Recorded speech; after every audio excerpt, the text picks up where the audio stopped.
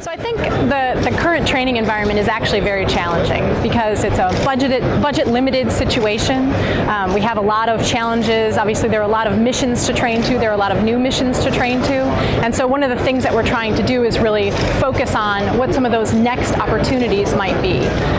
There are obviously also a lot of data, right? There's a lot of data points. There's a lot of just a lot more material that's being collected in the training environment. And so one of the big challenges is actually how do you measure readiness? How do you actually, sort of calculate that? Is it calculable? And what some of the products and services might be around that. One of the things that we're investing in now and we're looking at pretty heavily is augmented reality. And we think this is a really key thing because people are already moving into a virtual battle space, right? You really need to increase the use of virtual and constructive elements, particularly to meet the training challenges that are on today.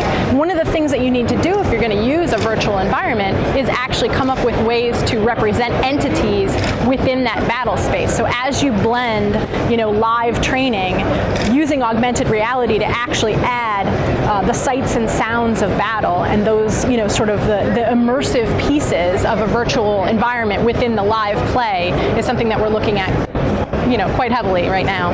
Part of what Cubic has been doing, we've been doing LVC for quite some time, particularly in our air ranges work. But what we're doing now is we're actually expanding it to cover, live, air, integration with ground, integration sort of across all of those operational domains. And as part of that, we're actually part of the Operation Blended Warrior exercise here at ITSEC. One of the other things that we're focusing on starting this year and building towards what we're calling our next mission sort of vision.